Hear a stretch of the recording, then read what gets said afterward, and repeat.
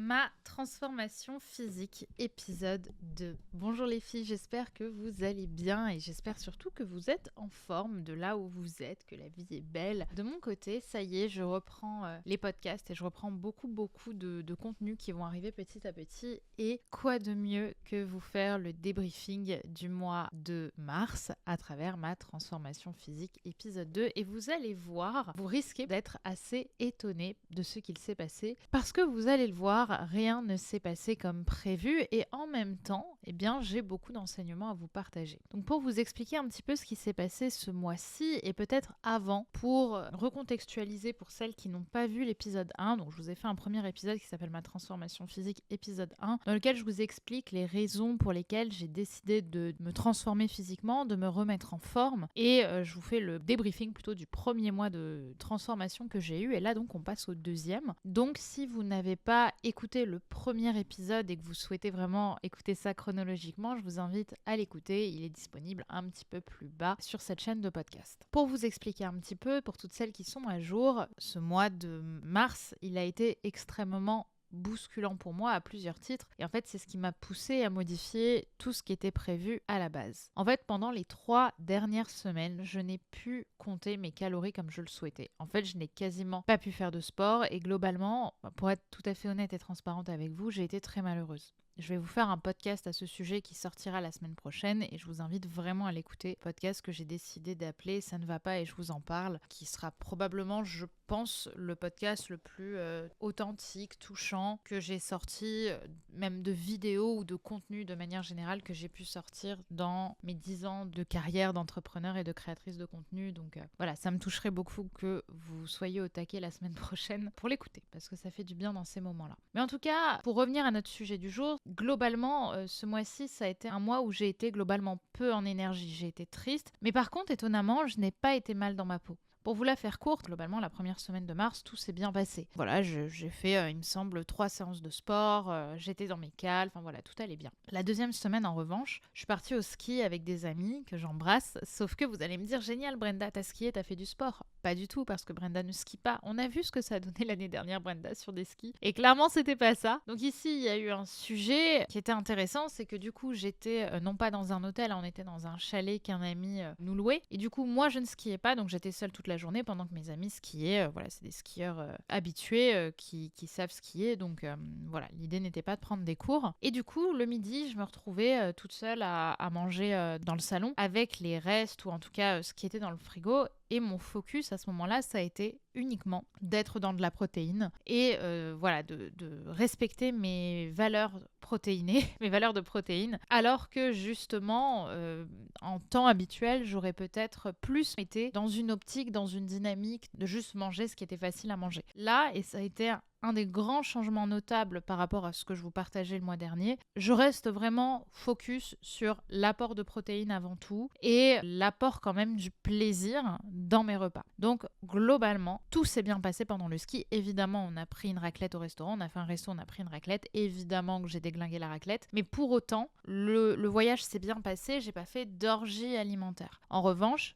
j'étais triste. Comme je vous l'ai dit, je commençais déjà à être assez mal et pour vraiment vous contextualiser les choses, non seulement j'étais triste, mais surtout j'étais triste de rentrer le jour où on est rentré tous chez nous, parce que l'ambiance était super, parce que c'était la montagne, parce qu'il fait beau, parce que je me sentais bien loin de mon univers et de mes habitudes. Et en fait là j'étais triste parce que ça y est, je retrouvais ma vie. Et du coup, j'ai commencé la 3e semaine de ce mois de mars 2024 de manière assez délicate. Parce que justement, on arrive à un moment compliqué. En fait, le samedi soir, je suis rentrée du ski et le dimanche, j'avais un webinaire sur la sexualité. Pour vous expliquer ce qui s'est passé pendant ce webinaire, voilà, je ne sais pas pourquoi, l'ambiance n'était pas là. Moi, j'avais eu quelques problèmes juste avant concernant les liens, bref, pour la formation qu'on proposait derrière, etc. Il se trouve que j'ai raté ce webinaire, mais que les gens me l'ont bien fait comprendre et je me suis retrouvée avec, 5, 10 personnes qui étaient là un petit peu à me casser du sucre dessus pendant toute la phase de webinaire, pendant toute la phase de proposition et de présentation de Reine du Sexe. Enfin, ça a été extrêmement déstabilisant et en fait j'en ai vachement souffert parce que du coup j'ai raté une opération marketing et je ne le dois qu'à moi-même, hein, même si je reste un être humain. Ça a été extrêmement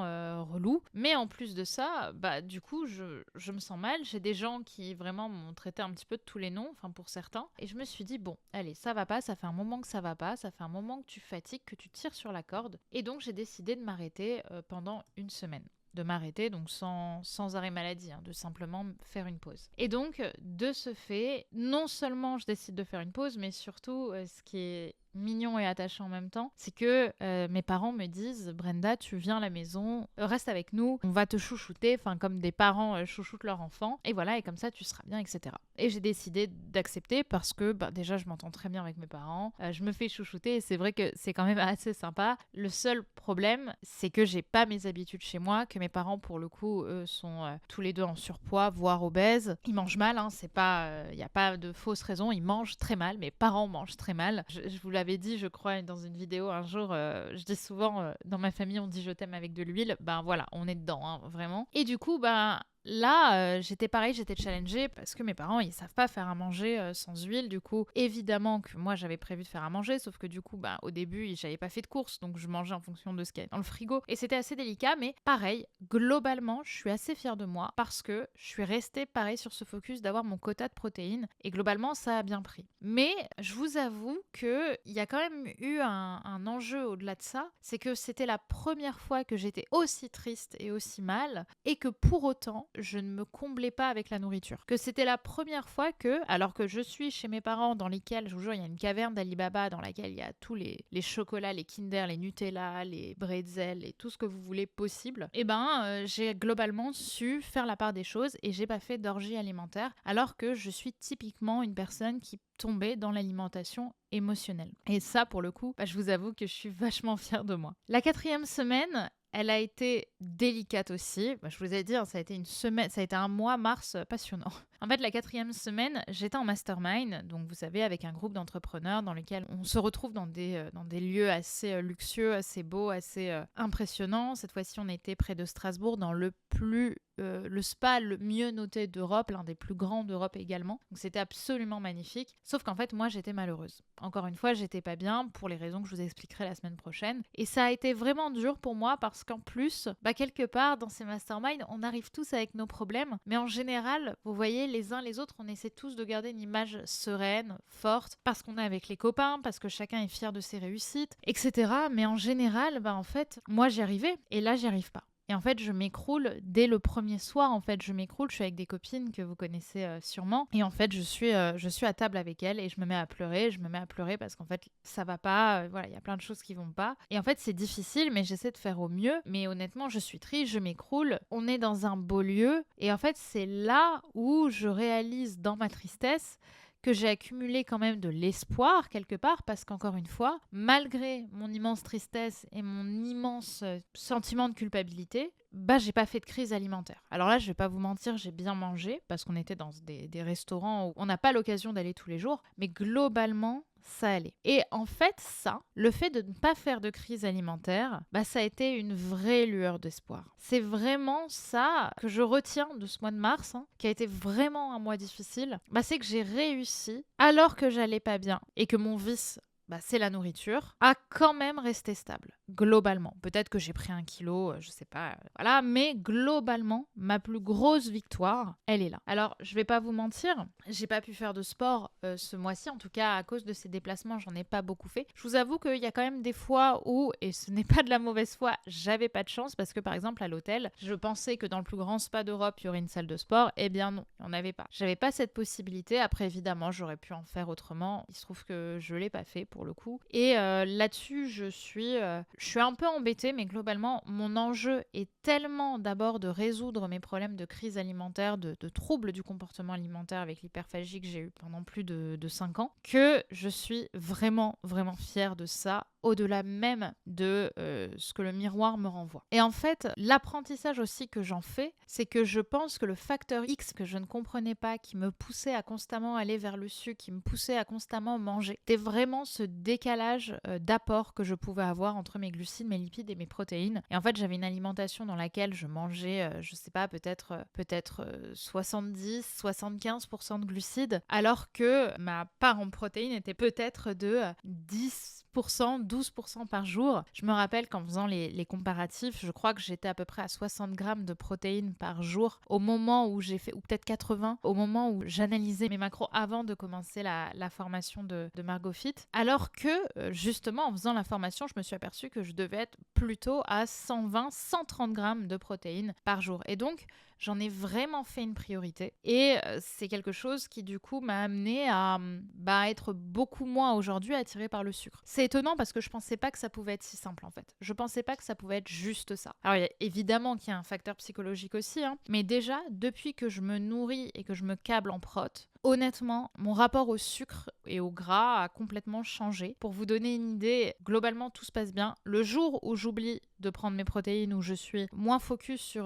mon apport en protéines, vous pouvez être sûr que je vais avoir envie de Nutella, vous pouvez être sûr que je vais avoir envie de miel, vous pouvez être sûr que d'un coup, je vais avoir une envie de femme enceinte un petit peu incontrôlée qui va me pousser à aller vers un sucre qui n'était pas choisi et simple pour ce moment-là de la journée et pour mes besoins, tout simplement. Donc voilà, je voulais quand même vous le partager, vous dire que si vous aussi, vous avez des compulsions alimentaires, comme j'ai pu en avoir, c'est marrant, j'ai parlé au passé déjà, mais comme j'en ai, même si là, ça fait donc un mois que je suis stable, même 2 en fait, si on compte le premier mois, faites vraiment de cette priorité qui est l'apport en protéines. Faites-vous accompagner, donc soit par Margot, soit par un naturopathe, ça peut aussi vachement vous aider, soit par un médecin. Calculez votre apport en protéines quotidien que vous devez avoir minimum. Pour ça, il vous suffit de regarder sur internet. De mémoire, il faut faire 0,7 ou 0,8 fois kilo de poids de corps, fois votre nombre de kilos de poids de corps. Donc si vous pesez par exemple 70 kilos, vous faites 0,8 fois 70 kilos et vous allez avoir, je crois, votre grammage de protéines quotidien minimum. Mais vérifiez cette information, je suis honnêtement pas sûre. Vous pourrez la retrouver très facilement sur Google en tapant apport de protéines quotidien, calcul quoi. Voilà. Donc ça, pour moi, c'est un enseignement assez énorme, assez intense, mais il y en a un deuxième. Et ce deuxième, je suis aussi très fière de vous le partager. C'est que ce mois-ci, j'ai aussi vécu quelque chose de très fort sur un autre sujet, c'est le rapport à mon corps et le rapport à mon poids. Donc au-delà de ce que j'ai dans une assiette. Là, c'est vraiment le rapport à mon enveloppe corporelle et au poids que je fais sur la balance. Parce que vous le savez, si vous avez écouté le premier épisode, je vous ai toujours expliqué que pour moi, la balance, c'est une angoisse, c'est un vrai déclencheur de TCA. Le fait de voir un chiffre sur la balance va me pousser inconsciemment à vouloir le monter ou le descendre. C'est très inconscient, j'ai du mal à savoir ce qui se passe dans ma tête, mais par exemple, quand j'atteins un certain stade de poids, je vais avoir comme un besoin viscéral de remonter ce poids-là. Alors que dans l'idée, j'avais envie de descendre davantage mon poids, en tout cas à l'époque c'était comme ça. Et bien sûr, dès que je suis dite trop grosse telle que je l'imaginais avant, je dis bien telle que je l'imaginais avant, du coup j'ai une réaction de dédain, de rejet vis-à-vis de moi-même en me disant mais bon sang, pourquoi t'y arrives pas comme les autres. Et au final, ce qui s'est passé chez la gynéco, c'est donc que ça faisait plus de 2 mois et demi peut-être que je m'étais pas pesée, et la gynéco me demande de me peser, donc c'est ce que je fais. Donc il était 14h, je venais de manger, génial. J'avais une partie de mes fringues, j'avais mon soutien-gorge et mon pull, je crois. Et en fait, je me mets sur la balance en respirant un coup. L'erreur que j'ai faite, ça a été de ne pas lui dire « Ma chère madame, j'ai des troubles du comportement alimentaire. Si vous pourriez regarder le poids que je pèse sans que je le regarde, ce serait l'idéal. » Voilà, j'ai pas osé. Je m'en suis voulu derrière parce que ça aurait été une bonne solution. Mais il se trouve que je l'ai pas fait. Et donc, ce que je fais, c'est que je monte sur la balance et là, je vois 86,5 kg. Et là, je me dis, c'est impossible. C'est impossible, Brenda. Le maximum que j'ai fait dans ma vie en termes de poids, c'était 78 kilos.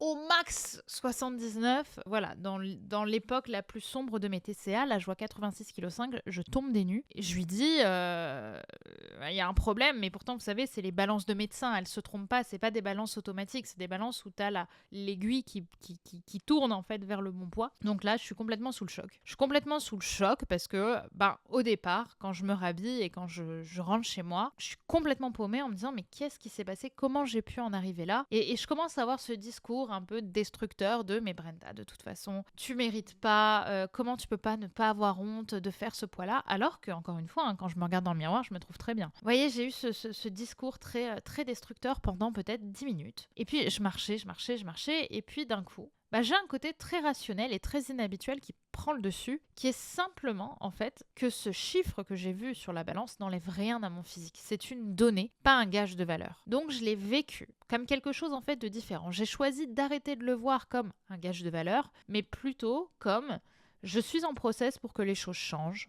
Point. Deuxièmement, j'en ai parlé à mon coach sportif en lui expliquant la situation. Il m'a regardé physiquement et m'a dit honnêtement, je vois pas où ils sont. D'ailleurs, tout le monde, parce qu'évidemment j'en ai parlé à mes amis aussi, tout le monde est un peu ébahi en se disant c'est vrai que ça correspond pas et peut-être qu'il y a eu une erreur ou pas, j'en sais rien. Le fait est que j'ai vu ce chiffre sur la balance, que ça m'a choqué et que quand même j'ai réussi à sortir de ce mécanisme d'autodestruction que j'aurais pu avoir en me disant en fait on s'en fout du chiffre qu'il y a sur la balance. Si ça se trouve, vu que tu fais du sport, il y a aussi du muscle dedans. Si ça se trouve, parce que tu venais de manger, il y a aussi ce que tu as mangé. Il y a peut-être ce que tu avais mangé hier aussi. Blablabla, blablabla, blablabla. Il y avait le niveau de mon cycle. Je venais d'avoir mes règles, donc peut-être que c'était lié aussi.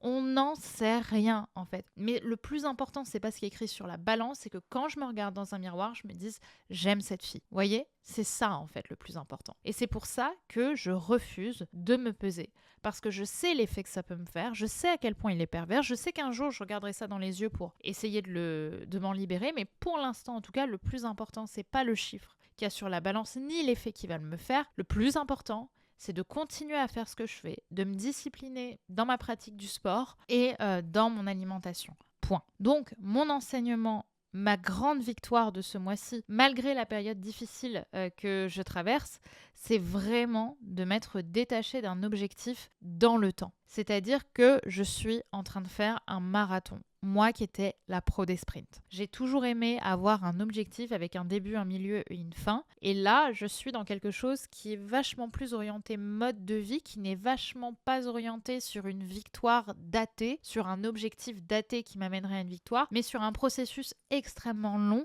dont le but est de me sauver la vie en fait. Et pas de simplement être contente parce que j'ai atteint un objectif ambitieux. Vous voyez, c'est autre chose. C'est vraiment une prise en main santé et c'est là où la Brenda de 2016, de 2017, de 2018, de 2019, de 2020, de 2021, de 2022 et même de 2023, je pense, en tout cas en début d'année, elle serait complètement abasourdie que je puisse avoir ce discours-là. Moi qui ai toujours été obnubilée par le poids que je faisais sur la balance et par le besoin d'atteindre un objectif rapidement. En fait, je crois que j'ai tellement compris à quel point j'étais en train de me pourrir la vie avec tout ça que j'ai réussi à m'en détacher et je pense très honnêtement que j'ai compris que ma santé était bien plus importante que mon ego. Point à la ligne. La deuxième victoire, c'est que j'ai pas eu de crise alimentaire. J'ai pas fait de sport. Je vous l'ai dit, j'ai fait très peu de sport ce mois-ci. Mais par contre, j'ai pas fait de crise non plus. Et ça, c'est une grosse victoire. Ça veut vraiment dire pour moi que je suis vraiment dans ce processus long qui est moins sexy. Comme j'ai dit, je pense même pas, et je vais vous le dire juste après, avoir perdu du poids ce mois-ci. Mais par contre, j'ai réussi à mettre de côté mon ego sur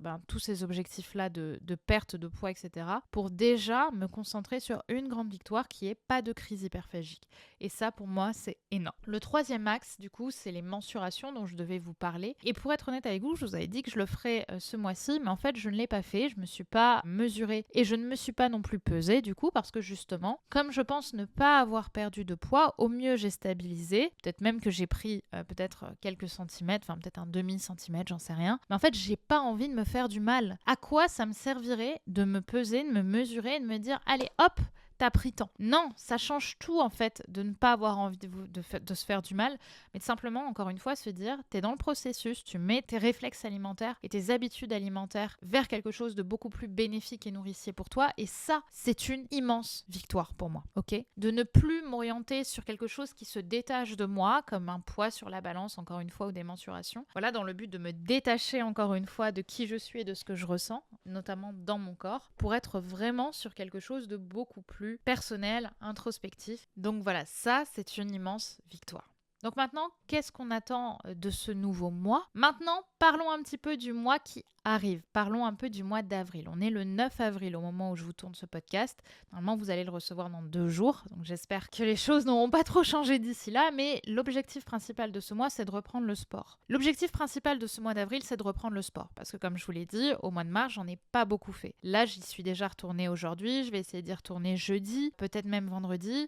Et surtout, j'ai mis un focus particulier dans mes projets d'arrêter les déplacements. D'arrêter non pas les déplacements physiques à droite à gauche pour une soirée ou deux, mais vraiment sur les semaines où je pars en vacances, les semaines où je fais ci. En fait, j'ai vraiment décidé de mettre cette envie voilà, de prendre soin de moi avant, parce que j'ai quand même conscience que même si tout ça se produit dans un processus long, il y a quand même du focus à mettre et j'ai pas envie de me défocus dès que l'occasion y vient. Voilà, il y a un premier sujet là-dessus. Le deuxième sujet, c'est de vraiment me questionner avant d'aller quelque part. Est-ce que j'ai envie d'aller boire un verre avec telle ou telle personne? Est-ce que j'ai envie de manger au resto avec telle ou telle personne? Parce qu'à chaque fois que tu manges au resto, tu sais pas vraiment ce que tu as dans ton assiette et tu peux aussi être beaucoup plus tenté que si tu es chez toi et que tu manges ce que tu avais prévu de manger. Donc ça, c'est aussi un questionnement. En tout cas, on va voir comment ça se passe ce mois-ci. J'ai prévu ce mois-ci de moins sortir alors que les beaux jours arrivent. En tout cas, de plus sortir peut-être en fin d'après-midi, moins sortir en termes de soirée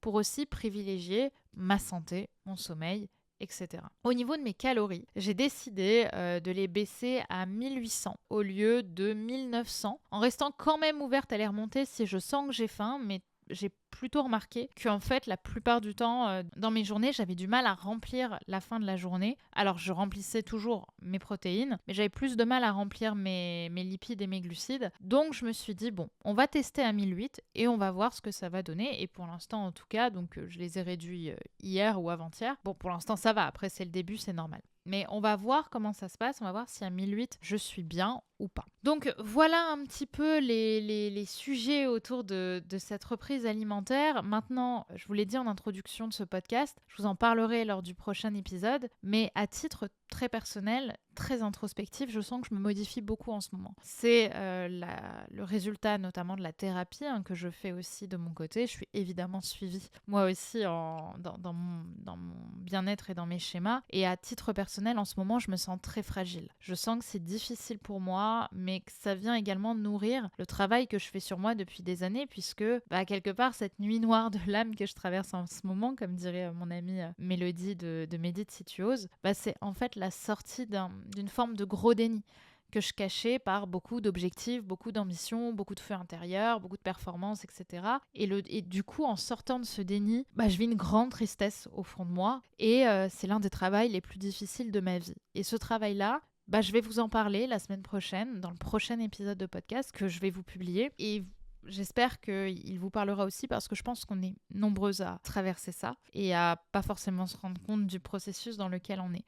En tout cas, j'espère que du coup ce deuxième épisode vous aura plu et bien sûr, pensez à vous abonner au podcast pour savoir comment se sera passé le mois d'avril au moment où je sortirai le troisième épisode de cette transformation physique et si vous le souhaitez également pour avoir l'information du podcast qui sort la semaine prochaine et qui va vous parler de l'état émotionnel très bousculant et douloureux dans lequel je suis en ce moment. Voilà, ça va promettre, ça va promettre du courage tout ça, mais j'espère que ça vous plaira. En tout cas, je vous embrasse très fort et n'oubliez pas, on se retrouve sur Instagram si vous avez envie de m'envoyer un petit message pour me dire comment vous avez trouvé ce podcast. Je vous embrasse et je vous souhaite une très belle journée. Gros bisous.